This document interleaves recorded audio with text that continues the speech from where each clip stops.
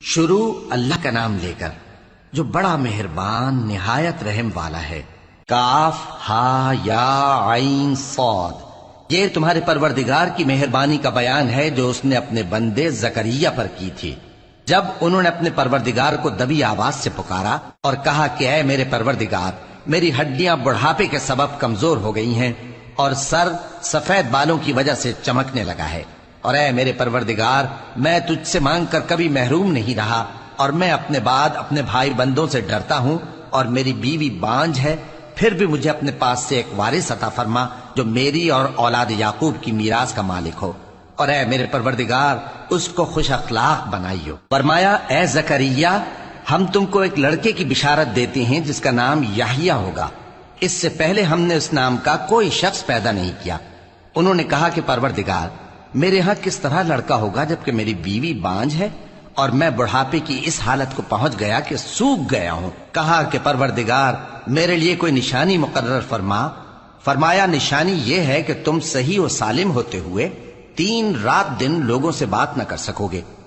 پھر وہ عبادت کے حجرے سے نکل کر اپنی قوم کے پاس آئے تو ان سے اشارے سے کہا کہ صبح و شام تسبیح کرتے رہو۔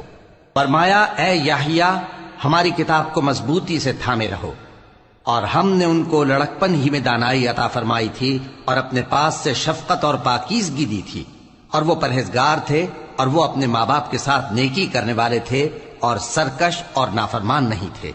اور جس دن وہ پیدا ہوئے اور جس دن وفات پائیں گے اور جس دن زندہ کر کے اٹھائے جائیں گے ان پر سلام ہے۔ اور کتاب یعنی قرآن میں مریم کا بھی تذکرہ کرو، جب وہ اپنے لوگوں سے الگ ہو کر مکان کے مشرقی حصے میں چلی گئیں، پھر انہوں نے ان کی طرف سے پردہ کر لیا تو ہم نے ان کی طرف اپنا فرشتہ بھیجا، سو وہ ان کے سامنے ایک خوبصورت مرد کی صورت میں آیا۔ مریم بولی کہ اگر تم پرہیزگار ہو تو میں تم سے بچنے کے لیے رحمان کی پناہ لیتی ہوں۔ فرشتے نے کہا کہ میں تو تمہارے پروردگار کا بھیجا ہوا یعنی فرشتہ ہوں، اور اس لیے آیا ہوں کہ تمہیں پاکیزہ لڑکا بخشوں۔ مریم نے کہا کہ میرے ہاں لڑکا کیوں کر ہوگا جبکہ مجھے کسی مرد نے بطور شوہر چھوا تک نہیں اور میں بدکار بھی نہیں ہوں۔ فرشتے نے کہا کہ یوں ہی ہوگا، تمہارے پروردگار نے فرمایا کہ یہ مجھے آسان ہے اور میں اسے اسی طریق پر پیدا کروں گا تاکہ اس کو ہم لوگوں کے لیے اپنی طرف سے نشانی اور ذریعہ رحمت بنائیں، اور یہ کام مقرر ہو چکا ہے۔ چنانچہ وہ اس بچے کے ساتھ حاملہ ہو گئیں اور اسے لے کر ایک دور جگہ چلی گئیں۔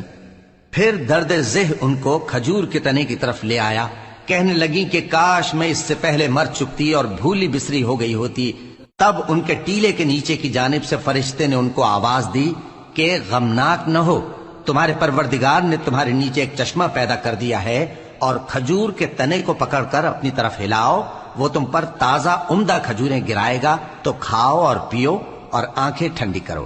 اگر تم کسی آدمی کو دیکھو تو کہنا کہ میں نے اللہ کے لیے روزے کی منت مانی، تو آج میں کسی آدمی سے ہرگز کلام نہیں کروں گی۔ پھر وہ اس بچے کو اٹھا کر اپنی برادری والوں کے پاس لے آئیں۔ وہ کہنے لگے کہ مریم، یہ تو نے برا کام کیا۔ اے ہارون کی بہن، نہ تو تیرا باپ ہی برا آدمی تھا اور نہ تیری ماں ہی بدکار تھی۔ تو مریم نے اس بچے کی طرف اشارہ کیا۔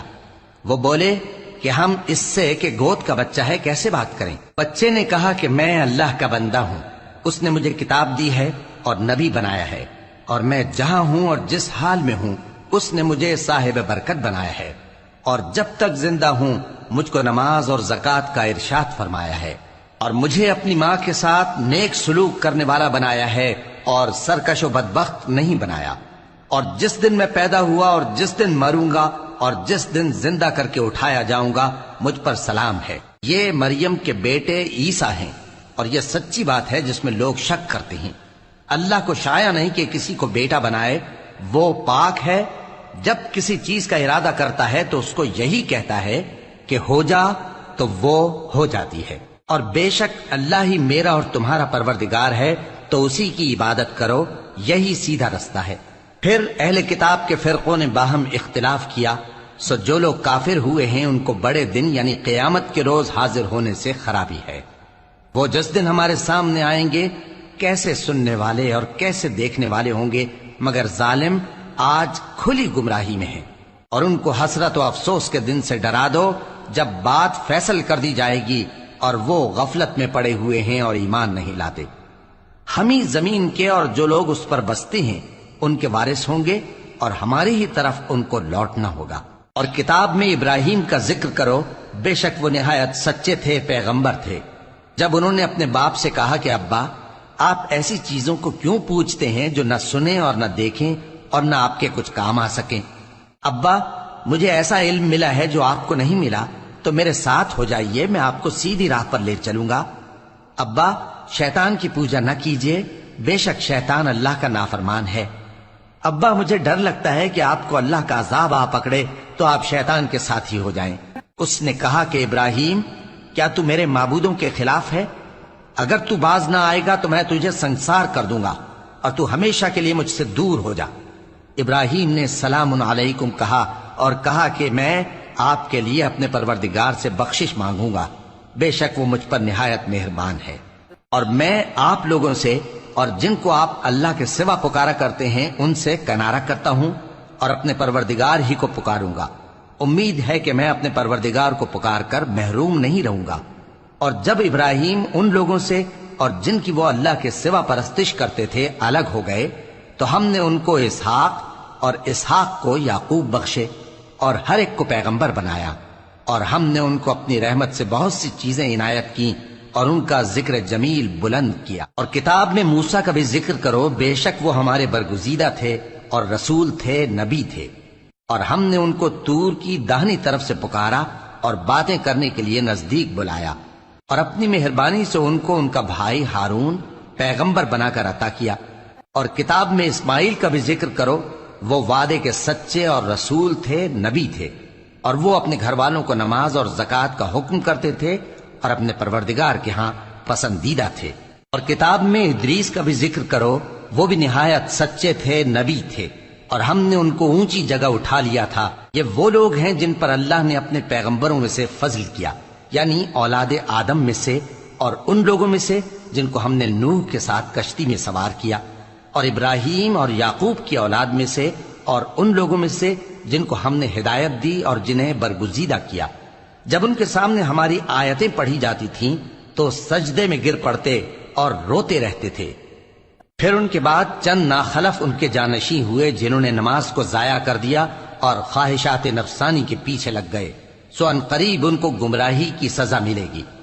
ہاں، جس نے توبہ کی اور ایمان لایا اور عمل نیک کیے تو ایسے لوگ بہشت میں داخل ہوں گے اور ان کا ذرا نقصان نہ کیا جائے گا، یعنی ہمیشہ کی بہشتوں میں جس کا اللہ نے اپنے بندوں سے وعدہ کیا ہے کہ جو ان کی آنکھوں سے پوشیدہ ہے۔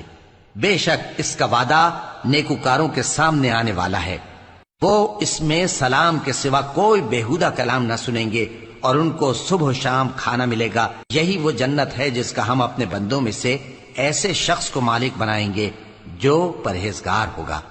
اور فرشتوں نے پیغمبر کو جواب دیا کہ ہم تمہارے پروردگار کے حکم کے سوا اتر نہیں سکتے۔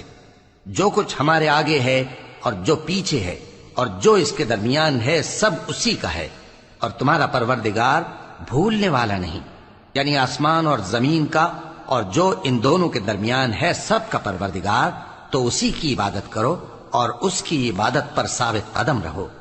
بھلا تم کوئی اس کا ہم نام جانتے ہو؟ اور کافر انسان کہتا ہے کہ جب میں مر جاؤں گا تو کیا زندہ کر کے نکالا جاؤں گا؟ کیا ایسا انسان یاد نہیں کرتا کہ ہم نے اس کو پہلے بھی تو پیدا کیا تھا جبکہ وہ کچھ بھی چیز نہ تھا؟ سو تمہارے پروردگار کی قسم، ہم ان کو جمع کریں گے اور شیطانوں کو بھی، پھر ان سب کو جہنم کے گرد حاضر کریں گے اور وہ گھٹنوں پر گرے ہوئے ہوں گے۔ پھر ہر گروہ میں سے ہم ایسے لوگوں کو کھینچ نکالیں گے جو رحمان کے مقابلے میں سخت سرکشی کرتے تھے۔ پھر ہم ان لوگوں سے خوب واقف ہیں جو اس میں داخل ہونے کے زیادہ لائق ہیں، اور تم میں سے کوئی شخص نہیں مگر اسے اس پر گزرنا ہوگا، یہ تمہارے پروردگار پر لازم ہے، مقرر ہے۔ پھر ہم پرہیزگاروں کو نجات دیں گے اور ظالموں کو اس میں گھٹنوں کے بل پڑا ہوا چھوڑ دیں گے۔ اور جب ان لوگوں کے سامنے ہماری آیتیں پڑھی جاتی ہیں تو جو کافر ہیں وہ مومنوں سے کہتے ہیں کہ دونوں فریق میں سے مکان کس کے اچھے اور مجلسیں کس کی بہتر ہیں، اور ہم نے ان سے پہلے بہت سی امتیں ہلاک کر دیں، وہ لوگ ان سے ٹھاٹ باٹ اور نمود و نمائش میں کہیں اچھے تھے۔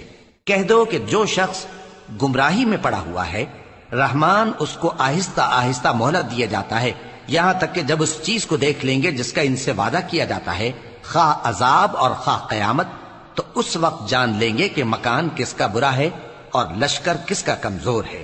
اور جو لوگ ہدایت یاب ہیں اللہ ان کو زیادہ ہدایت دیتا ہے، اور نیکیاں جو باقی رہنے والی ہیں وہ تمہارے پروردگار کے ہاں صلے کے لحاظ سے خوب اور انجام کے اعتبار سے بہتر ہیں۔ بھلا تم نے اس شخص کو دیکھا جس نے ہماری آیتوں سے کفر کیا اور کہنے لگا کہ اگر میں سر نو زندہ ہوا بھی تو یہی مال اور اولاد مجھے وہاں ملے گا؟